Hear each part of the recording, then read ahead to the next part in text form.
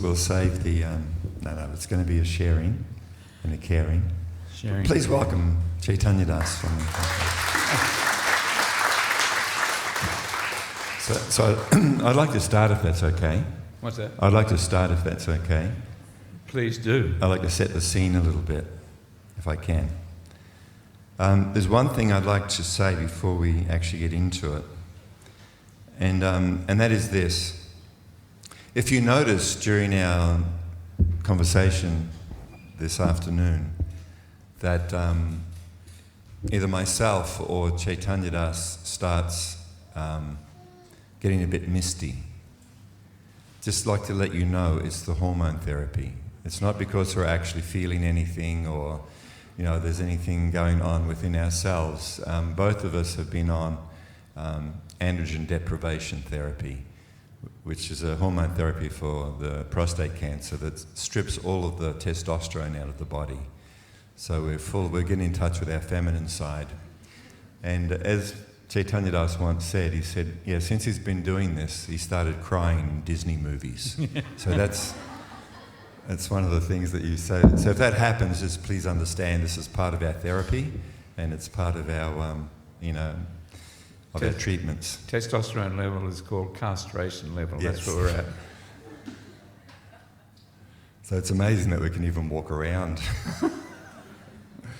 So what I would like to do, seriously, that was serious as well, is to read a little bit about what we put in our blurb for tonight, because it actually is related to what we will be speaking about and what our goal, what our ultimate, like there's always has to be a takeaway, right? It's not just a conversation, but we are trying to share something which we have experienced directly and personally to be of great value in our own lives, and therefore we are confident that it will be of value to your life as well. So just to read a little bit of the blurb that we had to promote tonight. The message that we want to convey is that there is no need to fear death. It's number one. There is no need to fear death. That we can find peace, comfort, and spiritual refuge. Leaving this world is a journey we must all take. We should plan and prepare for this inevitable journey by acknowledging it. So that's even there in things like, Alcoholics Anonymous and NA and those kind of things. First of all, we have to admit, I have a problem. Before actually acknowledging I have a problem, then we're not going to search out a solution, right? If you think that we are perfect, as some of you thought you were, that's an inside joke for those who are watching on YouTube. So the first beginning is to acknowledge this reality that we will all be leaving this world, taking this journey. And by cultivating as much wisdom and spiritual love as is possible while we are alive. So again, I'd like to read, I was going to just talk about this and paraphrase it, but this is so nice that I want to read this, if that's okay, Chaitanya Das, this next part. Sure. You can speak for the whole time if you like. No, we're going to take turns at nodding off. But when I get a bit tired, he'll take over, then we'll go back and forth like this. A great sage once asked, what is the most amazing thing in this world? Like if you were asked that question, what is the most amazing thing in this world? We may all come up with different answers, depending on where we've been and the experiences we've had. So the sage replied, what is the most amazing thing is this. Hundreds and thousands of living beings meet death at every moment. But a foolish living being, nonetheless, thinks himself deathless and does not prepare for death. This is the most wonderful thing in this world. This is actually very heavy, if you think about it. How we cruise through life, not in any way thinking about pushing away, having distractions so we don't have to think about this. We talk about so many things in life, jobs, sports events, family happenings, holiday plans. But there's one topic almost everybody avoids: death. Most of us postpone considering our own death until forced to by illness, old age, a near-death experience, or the death of a friend or relative. From the moment of our birth, we are moving toward our death. All of us will lose people we love, and our families will one day lose us. Death is the ultimate journey that every single person will take. Yet the vast majority of us go through life behaving as if it will never happen. When the time comes, we are caught unprepared. But there is a better way. As any experienced traveller embarking on a journey will tell you, preparation is key. Explore death like a yogi. Be inspired by real-life examples of ordinary people's extraordinary deaths. Take practical steps towards creating a conscious death plan for yourself and learn ways to support your loved ones. With the light of wisdom, we are able to rob death of its sting, enabling us to live a joyful, purposeful life and face death fearlessly. So that's tonight's talk. Thank you very much. If there's any questions. No, this is the foundation or the theme that we are hoping to communicate. It's not a philosophical discourse. This is about our real life, and this is about the real application of these ideas that we just read. I can fully attest to that, because I was first diagnosed 21 years ago now. 6 children, business, just going along, not thinking about death at all. You know, my parents died, but that's what parents do in the end. They're old. They're old. They're always old. And then I was getting some medical test done, and I said, I'm 50, 51, throw in a prostate cancer test, and it came back very high. And it threw me for 6 when I was diagnosed with advanced prostate cancer. And all those things of you know, what about my family? What about my children? I didn't know how to deal with this. And every moment of every waking day, but also every night too, I was contemplating death for the first week or so. But thankfully, I've been chanting and had my spiritual master, Jagat Guru Siddhaswarupananda, who gave me different instruction, but also general instructions he had. And it wasn't long before I realised that, wow, this is life. This is real. This is real. Yeah. This is real. And now, you know, I was given a 19% chance of living for 5 years. I think a 5% chance of living for 10 years, and it's been 20 years. But all during that time, because I never knew when I would leave this body, because there were ups and downs, and there still is ups and downs. Now my children and my wife and my grandchildren are well aware that I can leave at any time, and they're so much more better off for it, that they confront death at every day. But recently, like 2 weeks ago, I was now diagnosed with another cancer, bladder cancer, which has moved outside the bladder, and so now I have 2 cancers, and so it's coming to get me. I think Christ describes in the Bible that death comes like a thief in the night when we least expect it. Because I used to think only old people die. Yeah. But old people, they're always ahead of me. But I'm not old anymore. No, well, I'm not old either. That's what I'm saying. It's kind of like, I'm still thinking it's not applicable to me, because it's only old, diseased people who die. And this is part of, of the illusion that great sage was talking about. Even though, I've heard for literally over 40 odd years of the inevitability of birth, diseases, old age and death. And yes, philosophically I acknowledge this is true. But when the diagnosis came, like for me it was, I don't know, what was it, 5 years ago? Initially, for just to kind of lay a bit of foundation and we can move from there, I was basically told it wasn't a big deal. There's not much to worry about. Yes, there's cancer there, but it's prostate cancer, which is generally slow growing, and it's low grade, it's not too bad. So, we took it a little bit seriously, but didn't panic or any, well, no, that's not quite true. There was a bit of panic to start with. Whenever you hear the big C word, well, there's just no way around it. That has an impact, yeah?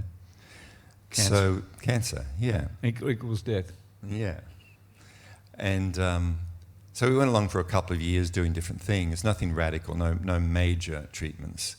And then anyway, I thought it was time to check up on things again, so I got some more tests and some more MRI scans and various things. So I went to see a cancer specialist, and they examined my recent test results and my MRI, and they said, "This is like 3 years into your diagnosis. Why haven't you done anything properly?" I said, "Well, I was under the impression it's not a big deal, there's no hurry." He said, "No, like in MRIs they have a rating called PIRADS. So this was PIRADS 5, which is like, that's it. They don't have a 6. It's 5, as high as it gets." He said, "This is serious." He said, "Why didn't you do something before now?" Well, I said, "Well, I was always told through previous scans and other tests that, it was a PIRADS 3 or a PIRADS 2. PIRADS 2 means unlikely. PIRADS 3 means equivocal. Could be yes, could be no, could be good, could be bad." So and he said, the first guy I went to said, it was always 5. From the first scan till now, it was always 5. It was never 2 and it was never 3. "Who did these diagnosis on you?" So I told him. And he said, "Well, that's why we never send people there."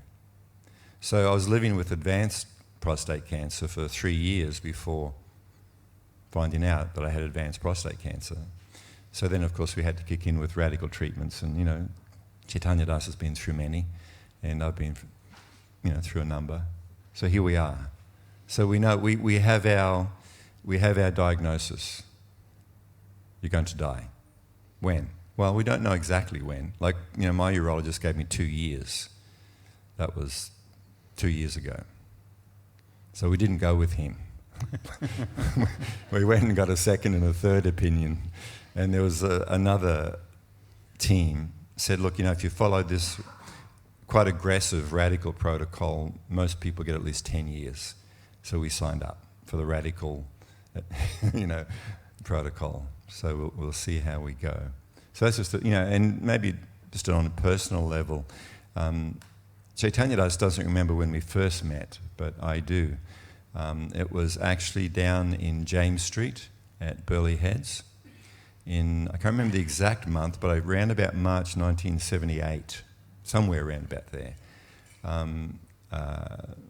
This yoga master, Jagadguru Siddhashrupananda, was in Australia touring, and I was invited to come and hear him speak.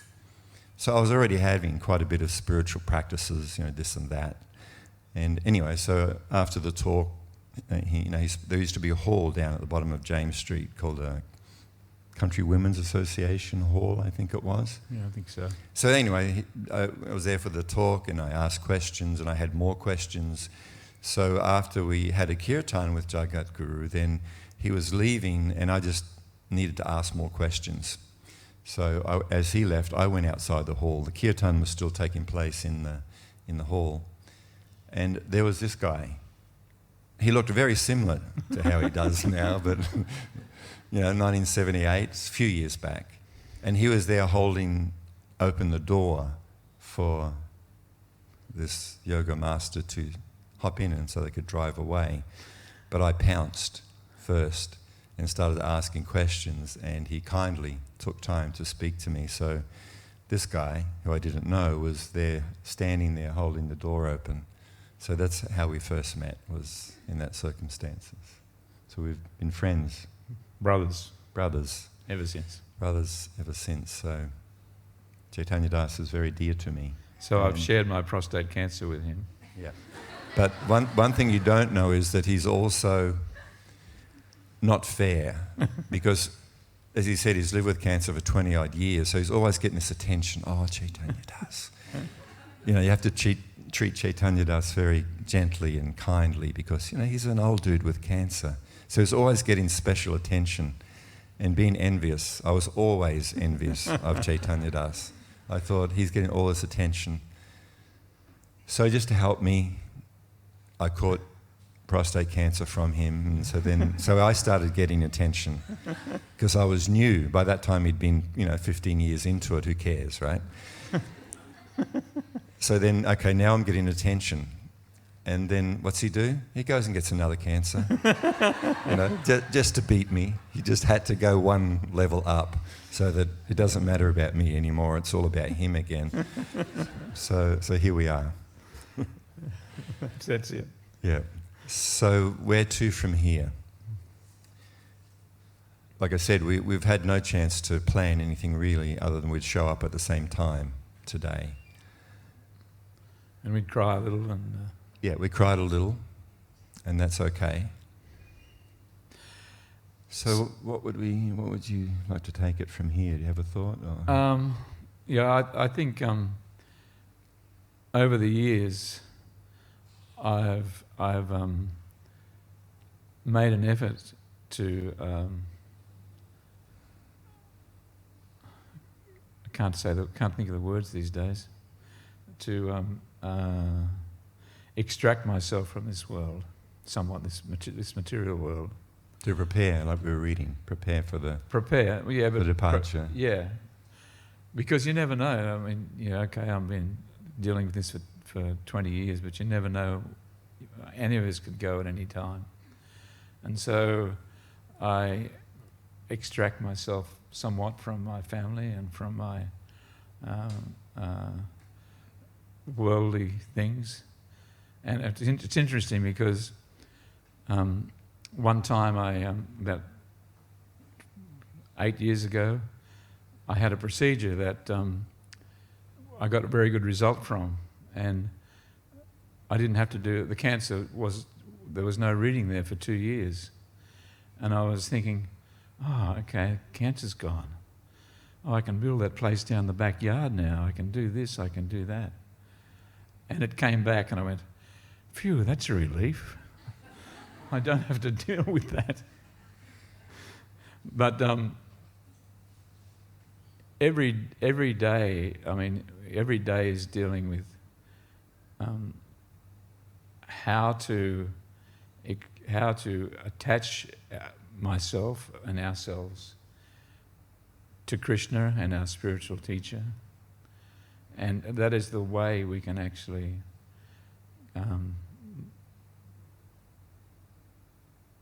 have a successful life. Sorry, I just can't express myself very well right now. But that... Can you take over? Well, that's what your life is. That's what my life is. It's, when people, like we all come to meditation for various reasons, right? We heard it's cool. That's one reason that people come to meditation, is it's a cool thing to do. Some people come looking for a partner. Do you know that? There's actually people come along to meditation yoga because there might be some nice person there that they can link up with who's on a similar page, right?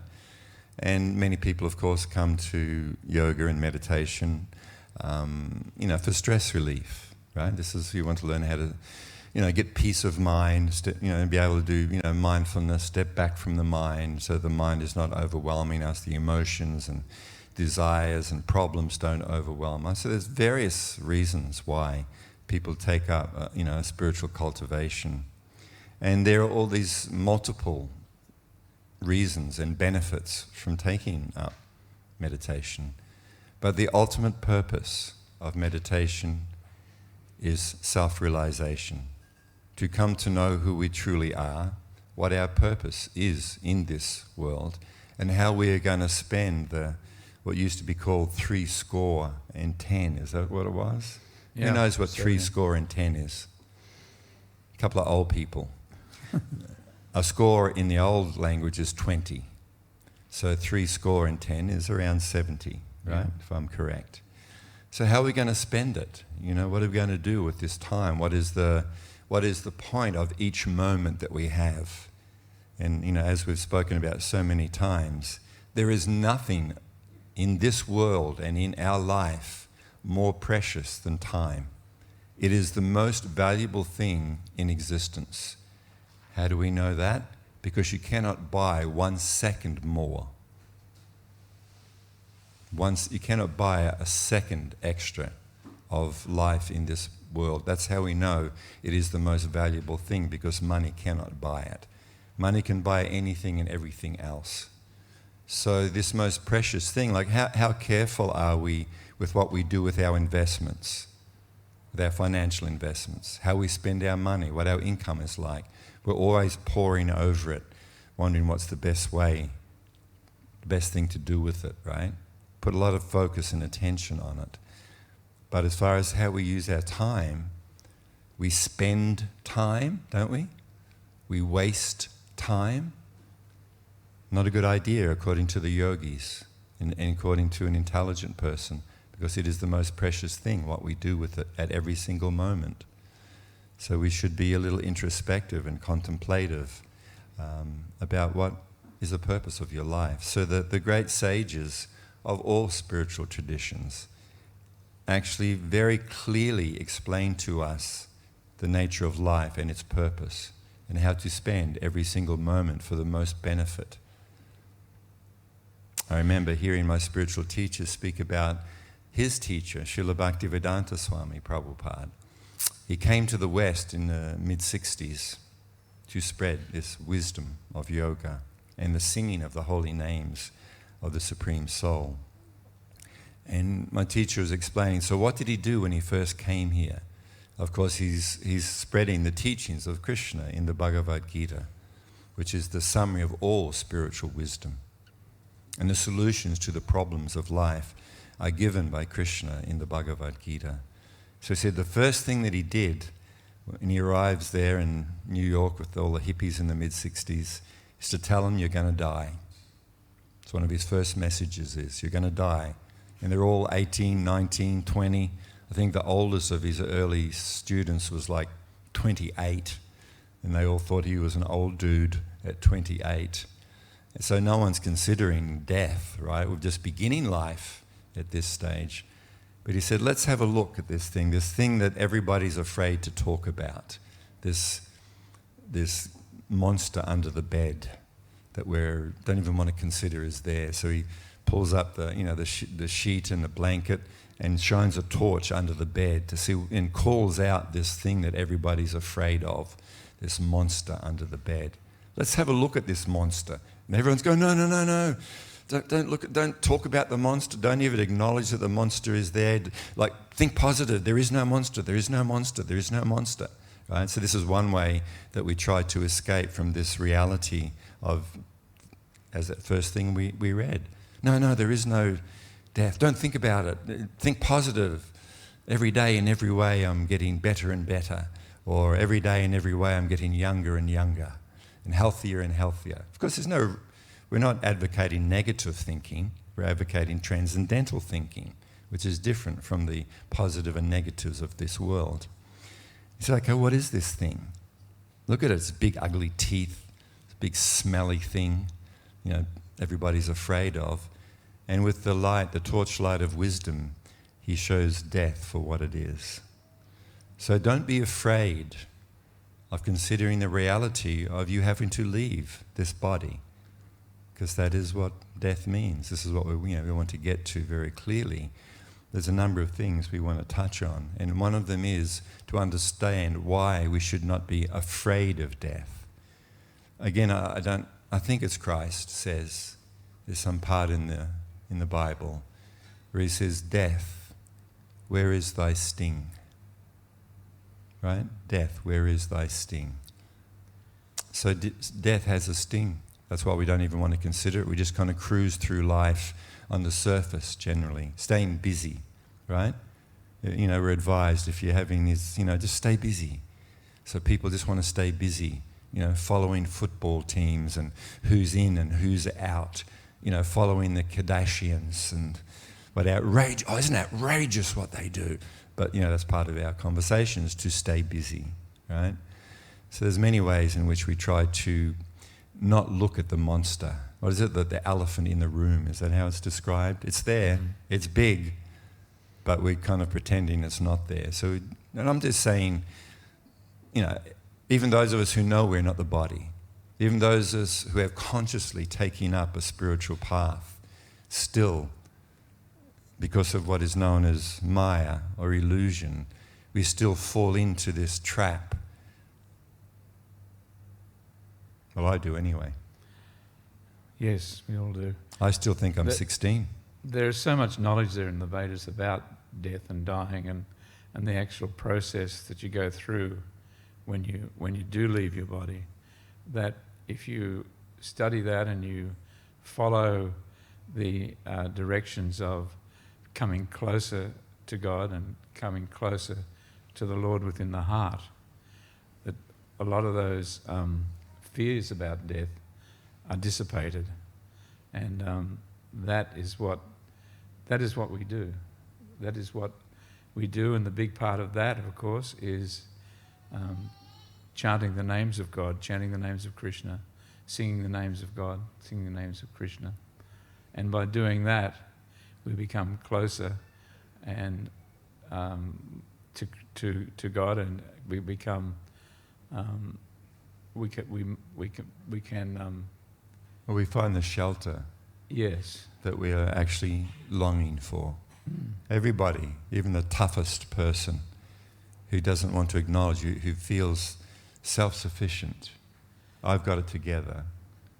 Actually, the fact is we all need shelter, and we take shelter in various ways. So spiritual shelter is actually what, you know, we are trying to do in our life. Yeah, and over time, the more we practice this form of meditation, we practice here tonight, and there's also a japa meditation, an individual meditation we can practice. The more we do that, the more we understand, the more we start to realize our true identity and start to realize how death is not such a big deal. It's just a part of this whole process of having these material bodies. And the first part of removing the fear or the sting of death is to understand our true nature, our true identity. This is the first step. It's not the only step. In fact, there is a more important one as well. So again, I'll just read a little bit because it's so nice. Krishna's teachings in the Bhagavad Gita that one's identity is separate from the body are an essential realization for anyone who wants to transcend death. Krishna's teachings in the Bhagavad Gita that one's identity is separate from the body is an essential realization for anyone who wants to transcend death. Krishna says very clearly, for the soul there is never birth nor death, nor once having been does he ever cease to be. He is unborn, eternal, ever-existing, undying and primeval. He is not slain when the body is slain. So this is the first step. And to go deeper than just a philosophical kind of concept that we are not our bodies, but to engage in those spiritual practices where we come to be situated on the platform of this realization, as Madhulila was doing earlier in the meditation, Aham Brahmasmi, I am spirit. With this, we then understand that, you know, one of the fears of death is that I'm going to cease to exist. In fact, this is a definition of death. I think I actually got a definition of death just to have it there. Let me see if I do. No, it's not there. But basically, it means the finish of life. But actually, this is not true. we are the life force. We are life. Life has no beginning and life has no end. Life cannot die. By definition, life is life. But it's when we erroneously consider ourselves to be these clothes that we are walking around in. In other words, these different types of bodies that we have. When we identify with that body and with that time and with this family and with this world, as I'm part of this world, this is where the fear and the anguish of death comes from. And my loved ones, that is my mother, that is my father, that is my brother, my husband, my wife, and now they are dying. Don't die, don't leave me. Don't leave me. And we'll do everything to try to keep the person alive. But the fact is, we are eternally alive. So the first realization is aham brahmasmi. I'm not this temporary. This body is temporary. It is not you. It is not you. It is not your loved ones. This is simply clothes that we, the self, the Atma, are wearing. And death means taking off this particular suit of clothes. If we truly understand this, then that part of the fear of death is removed. Is anyone here afraid of taking their clothes off? I mean, I am in public. I don't want to frighten the children, it'd be a bit of a shock for most people. But when I go home, I'm not afraid of taking my clothes off and having a shower and putting on some other clothes. Is there anyone here who is afraid of changing your clothes? You have some phobia? No, I'm sure you're not. It's something you do every day. It's a normal thing. It's not a thing to fear, right? Similarly, this thing which you think is you is not you. It is not you. It is the clothes that you are wearing. Do not be afraid of taking these clothes off. You still exist. And according to your karma and various things, your spirit, your consciousness, then we will either take on another set of clothes, like we do each day, or we will go to the Supreme. We will go home from where we have all originally come from, the spiritual world, that world where there is no repeated birth and death, that world of perfect and unlimited spiritual love. So according to how we live our life and how we plan, our departure from this departure lounge will either be to leave this particular situation behind and take on a new situation in this world.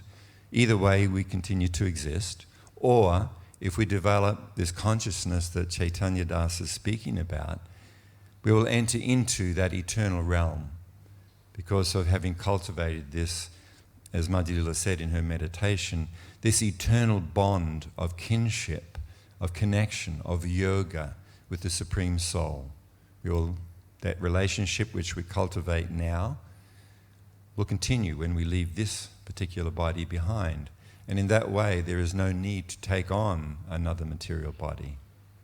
We exist in our eternal spiritual identity. So that's the beginning. And the longer we develop and practice that relationship, develop that relationship with the Supreme, the easier it becomes at the time of death. And even now, Even now. like, can I No, say? you go. Some of the treatments, that both of us have been through, it's not a party. It's not fun. Anyone here who's been through something like this knows there are treatments which are not fun, and you do not feel great afterwards. The side effects of the various treatments. It's hell on wheels, as the saying goes. My spiritual teacher taught me, he said that there'd be times when I do chemotherapy and when I do these other treatments that I will be in pain, but he said that what you can do then is go within and be with the Lord in your heart, and you will be able to withstand And I did that, and it's amazing how Real it is. How real it is, yes. And that gives me more faith that this process works really well, works. And that's exactly my experience. What I was going to say was the same thing. It was, remember this one particular time, like for various reasons, I ended up in ED quite a number of times for different symptoms and things I was going through. And I remember this one particular night. It was just so difficult to cope with. It was just beyond what I thought I was able to cope with, the experience. And I was just distraught, is the actual word, with the physical and mental anguish that I was experiencing. A friend of mine I was talking to today used the word battered, because this friend is also going through something. He said, I feel battered, and that's a good word, because, as some of you know, I'm an ex-boxer, and boxers sometimes get battered. I don't know if you've ever seen any boxing. When you see their faces afterwards, it can simply be described as a battering. So I was feeling battered this particular night and was so distraught I didn't know what I was going to do or how I could make it through that night. And I remembered exactly the same thing that Chaitanya Das mentioned. To actually go within myself, and that the Supreme Friend, Krishna or God, is actually there within the hearts of all living beings. This is not theoretical, this is not mystical this or cosmic that. It's actually a fact. Within yourself, you are there, the Atma, within the heart. That's where you reside in this body, is within the heart. And sitting right next to us is the Supreme Friend, an expansion of the Supreme Soul, the Super Soul or Param Atma, who is simply waiting there to embrace us when we turn to Him. Just waiting for the Spirit Soul to turn and take shelter in the Supreme Friend within our heart. So basically it came down to, what the fuck am I going to do? I can freak out and end up in ED again, and so I thought I should try this. I mean, of course, I've been trying this. I've been engaged in spiritual cultivation for many years, but I know I've spoken about this in the past. It's very easy to plateau in our spiritual journey, to reach a certain point of understanding, realization, and experience. And because it is so beyond the normal material experiences, that one becomes a little satisfied with this degree of realization and experience. So one can plateau at a certain point and be happy there.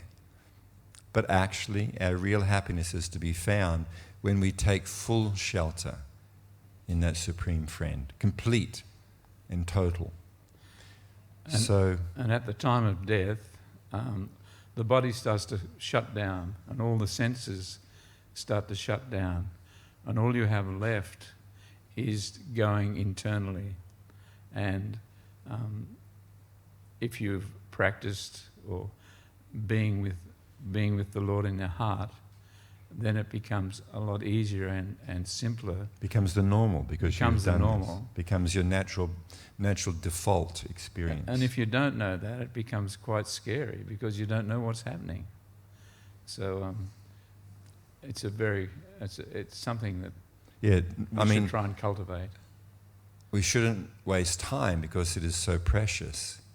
But it is also fortunate that even if we are dumb enough to not take advantage of what we have been given and just cruise on the surface of life, all is not lost, because even at that time of death, and we don't have time to go into this now, but we've spoken about it before, about how my atheistic asshole father, he was a bit of a dick, my father, at times. I know most sons say that about their fathers, but he took shelter in the holy names of Krishna on his deathbed, even though up until 5 days before his death, he was an angry atheist, actively angry atheist. So there's always hope.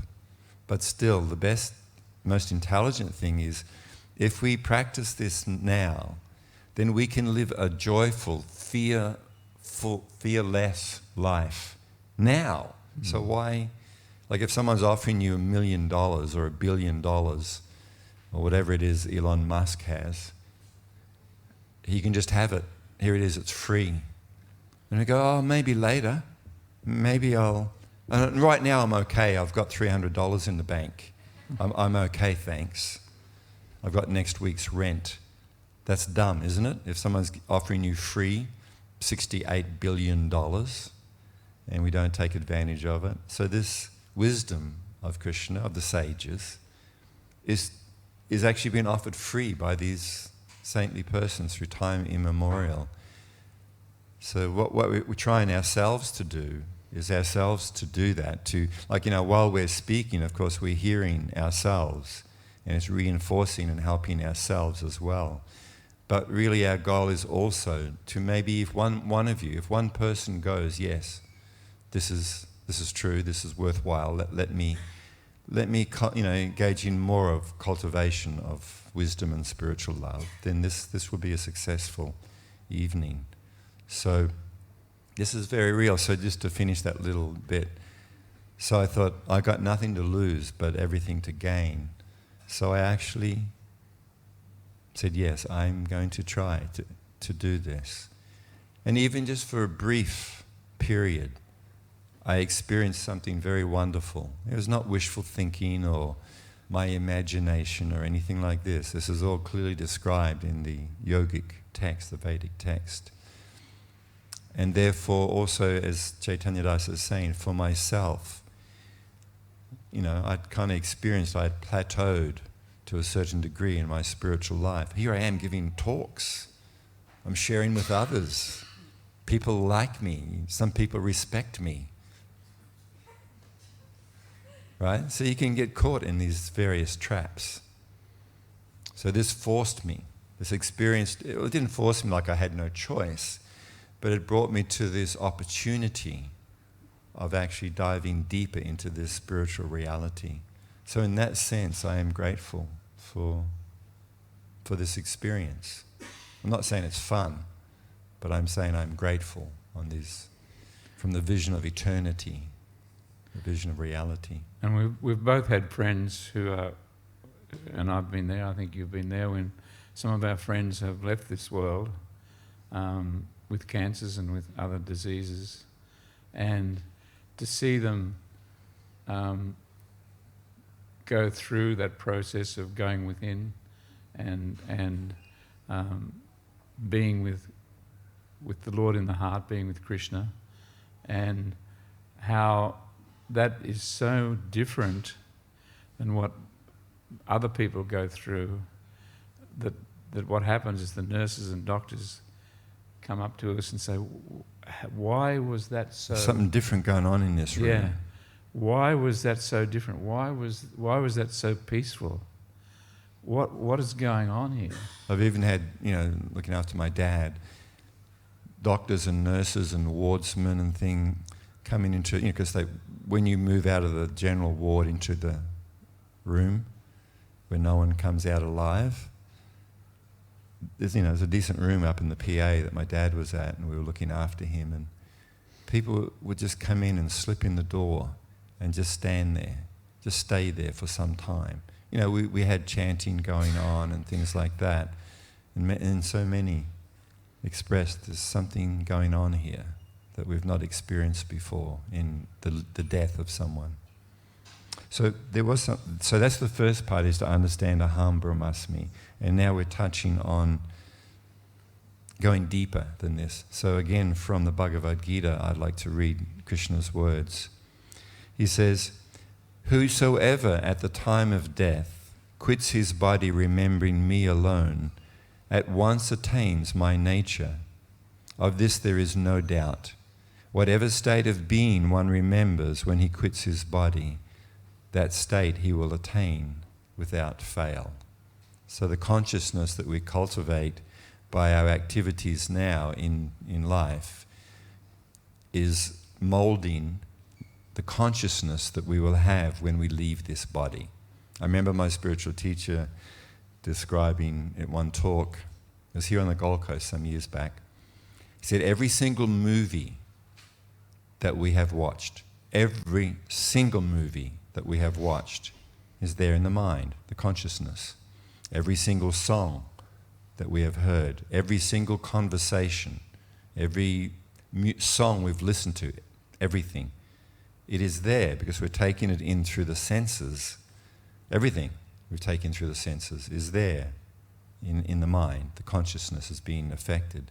He said then, according to that state of consciousness, when you are preparing at the point of leaving this body, we will experience all of the state, or all the things that we've taken in will come back in a jumbled way. Like, Mickey Mouse will have big teeth and coming to bite us and eat us. And so all of this stuff that we do every day, do not misunderstand. This is actually cultivating the nature of our consciousness when we leave this world. So that the process of bhakti, which is the topmost yoga system, is that we use our senses now to cultivate spiritual consciousness. So what sound vibrations we listen to, what forms we look at, the conversations that we have, the songs that we sing and listen to, the activities that we engage in, is all molding the consciousness that we will have at the time of death. And as Krishna is saying here, whatever state of consciousness that we have cultivated throughout our journey will be there at the time of death, and this will impact where I go. Because the consciousness, the state of our consciousness, is the template, is the seed around which the next experience takes place. So spiritual life is not about leaving this world in that I have to become a hermit in the Himalayas in an ashram.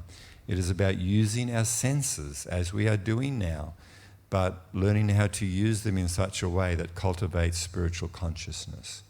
So it's not stopping engagement in the world, but it's spiritualizing our senses and our engagements in the world, so that we are cultivating this deeper spiritual consciousness. Not just in our 20 minutes of meditation in the morning and 20 minutes of meditation in the evening. This is not enough, does not have enough impact to actually cultivate this consciousness that we want to have when it's time to leave.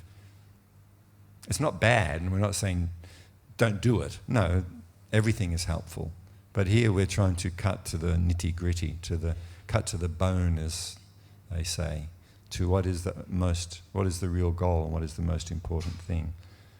So to cultivate this relationship. I had a quote here from your website. I was going to read it, but you've kind of covered it already, but I'll read it. Chaitanya Das has a website. What's it called?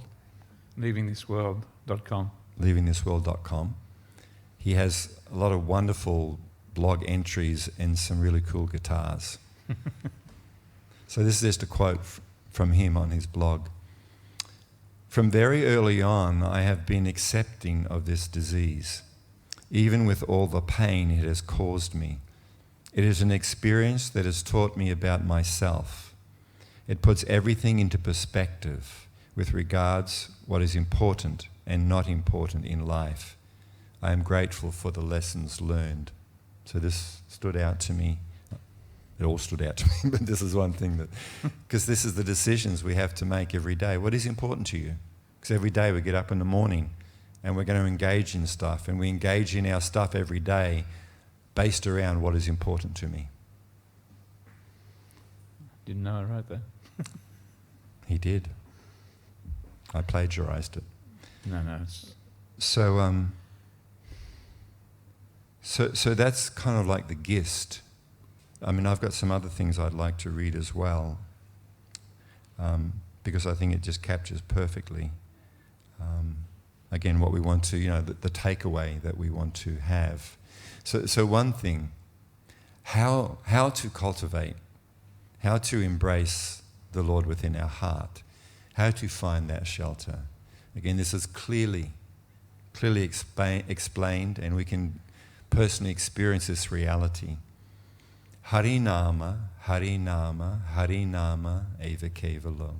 Kalo nasteva, nasteva, nasteva, gati anyata. By the hearing and chanting of the holy names of the Supreme, it purifies the heart and the mind of all the contamination that is accumulated from lifetimes together. And we can very easily taste that sweet nectar of spiritual love that we have been longing for our whole existence.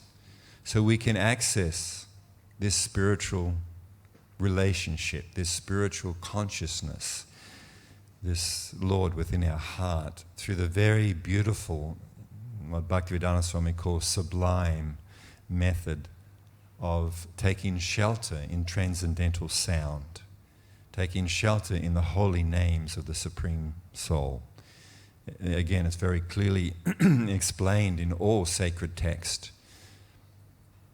Our Father who art in heaven, holy is your name.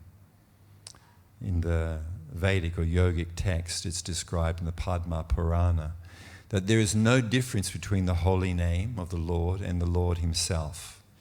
Full in spiritual love, spiritual strength, and spiritual shelter, that there is no difference. The holy name of the Supreme Soul is non-different than the Supreme Soul. You know, like in this world, there is the subject, the object, and then there is the name. And in this world, the name and the object are two different things. You know, the name $1 billion is not $1 billion. It refers to something else, $1 billion. You know, cheesecake is not the same as cheesecake. It refers to this object. So therefore there is this duality, difference between the object and the name. But on the transcendental level, there is not this duality. There is a spiritual oneness. So there is no difference between the sound vibration, Gopala, Govinda, Krishna. The Supreme Person is completely and fully, totally present within that transcendental sound. So we can very easily take shelter in the Supreme, as has been described, by taking shelter in this transcendental sound, resting the mind and the heart in the Supreme through transcendental sound, and by becoming attached to the holy name. This is becoming attached in love to the Supreme Person. So if we are becoming attached to the holy name, and then at the time of leaving this body, leaving these clothes behind, that attachment has already been cultivated. And then it is natural and automatic that in this troubled experience, I will be taking shelter. I will actually be experiencing this unconditional spiritual love in transcendental sound. So it's all about the name. It's all about the sound. So, will I read this couple of other things I got, or would you like to add something at this point? I was just going to say, if we just have a little bit of faith in this process, we will be rewarded. It will. Your faith will grow if you follow this process with a little bit of faith. That's all you need. Because from that practice will come an experience. Yeah. And it is that experience which brings confidence. What is known in yoga as Shraddha.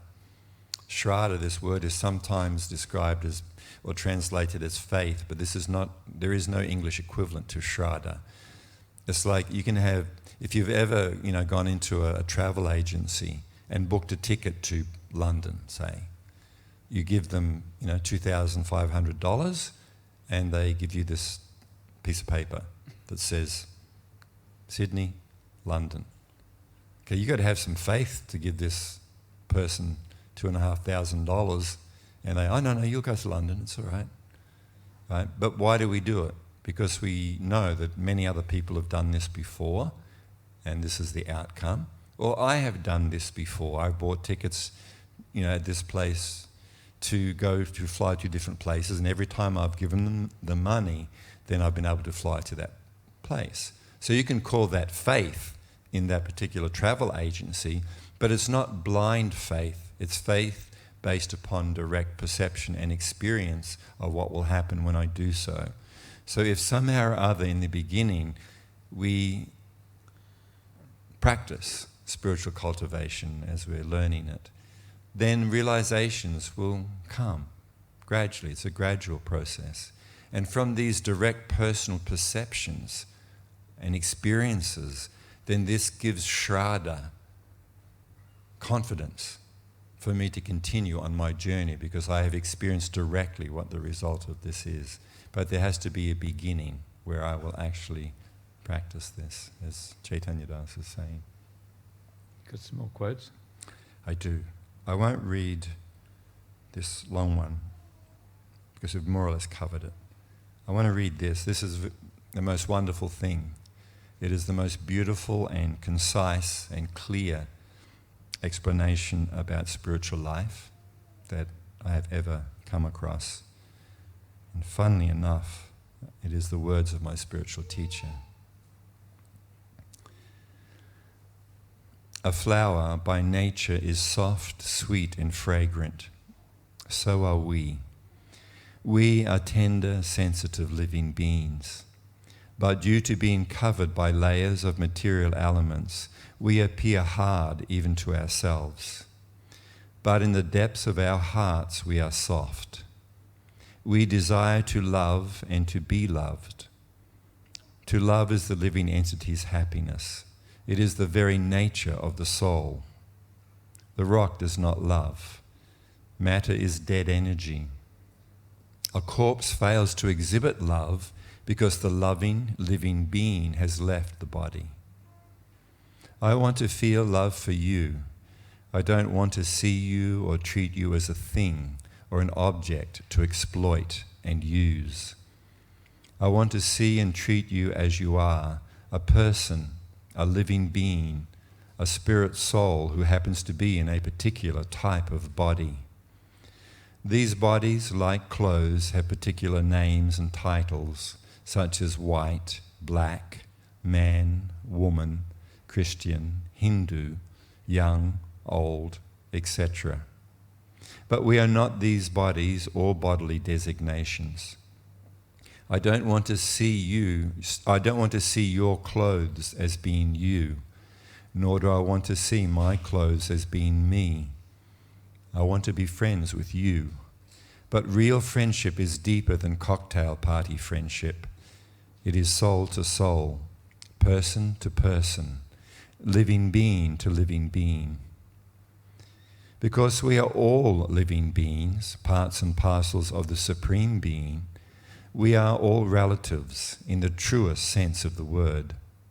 God is our common father, mother, friend, and lover. Therefore, if I love the Supreme Spirit, then that love will expand to everyone. I will experience love for all of his parts and parcels. It is from this ocean of unlimited love that I desire to drink. I have tasted the sweet flavor of this nectarian ocean and crave to taste it again. I want to taste unlimited, eternal love. I am tired of living in a world of hard-heartedness, not just of others, but of my own also. I am tired of living yet being dead. I am tired of having conversations but never communicating. I am tired of singing but being without a song. I am tired of having friends but never knowing them. I humbly ask to be forgiven by any of you who may consider me to be a fool or wishful thinker for wanting to go beyond the artificial suffering world which we all know. And I invite anyone who shares this desire to taste with me the sweet flavor of transcendental sound and to be transported to the eternal realm of love of God, the real friend of each of us. So that's basically my closing thoughts. If you'd like to get a copy of that, then you can let us know and we can send it to you. And the other thing, again, we can talk about a little bit more, is for those who would like to follow up a little more, if you want to specifically leave an email address, then as is possible, we can either send more things to you, because the question now is, okay, all this is good, I like what I've heard, okay, what do I do? What do I do from here? How do I do that? So we would like to offer you ways by which you can learn, you can tap in, so you can apply in your own personal life.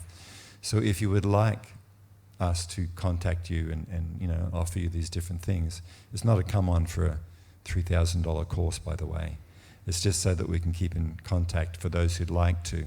So before you leave, maybe see our friends at reception and say that you would like to be on a contact list. And if it's ever possible, we don't know how long we have Chaitanya Das with us now with his second cancer, and his health may not be up to doing anything more, but there may be something, and we can get together with those who have a specific and personal interest in maybe, learning more. And I'm sure there's people here with cancer today. Me? Other people. Oh.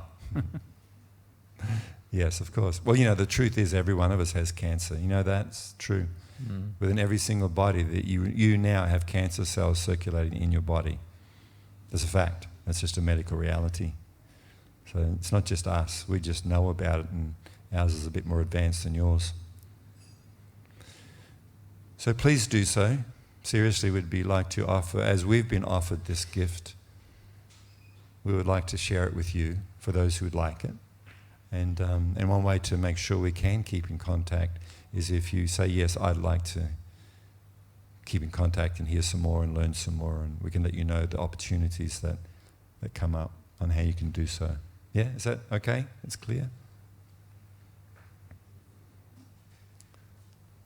Holy moly, we did well for two old farts. Two old grumpy men with cancer.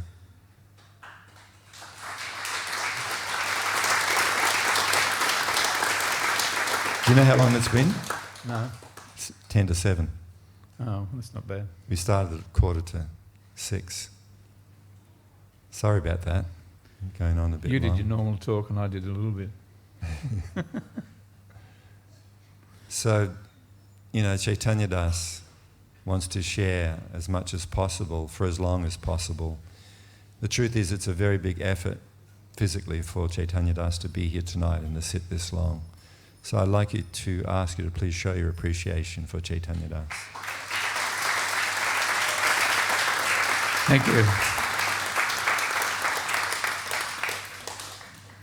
Thank you. Cool. It becomes harder and harder. Yeah. So we were talking just before tonight, before we started, and he was saying this might be the last talk I'm able to ever give. So we may have experienced that. We're hoping it's not, and planning for it not to be, but the fact is, because of the condition of Chaitanya Das's body, then this may be the last opportunity he has. So I'm very deeply and personally grateful, mate, for many things, including your friendship and he's an inspiration, always has. Are we going to both start crying in a minute? I thank you for the invitation. Good. So I think what I'd like to do is now just have some kirtan. Is that all right? Do you guys mind if we have a half an hour of kirtan and you wait for your dinner for another half an hour? Is that okay? If you can. Thank you. All right, let's. I think it's probably. Do you want to stay in chat? Alrighty. Okay. Yeah.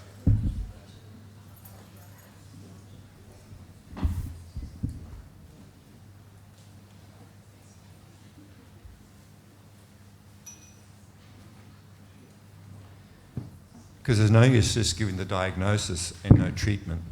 So we've had the diagnosis, we're all going to die. We have what my spiritual teacher calls mortalitis, mortality, right? We all have it. It's the subject, the diagnosis is in. We're all going to die, which means leave this body. So now that we know that, here's the treatment. And the treatment is much better than chemo. It's much better than surgery and radiation, I can assure you. And this is the ultimate beneficial treatment that we can have to solve the problem of repeated birth and death. This chanting cures all diseases. If you chant these names, every single disease will be cured, because it will make it so that we don't need to take on another material body. And it is only because we have prostates that we have prostate cancer, that we have breast cancer because we have breasts, we have lung cancer because we have lungs. So this medicine of the holy names makes it so that we don't have to have breasts and prostates and brains and lungs ever again. So therefore it cures all disease and all cancer. So please take this medicine regularly.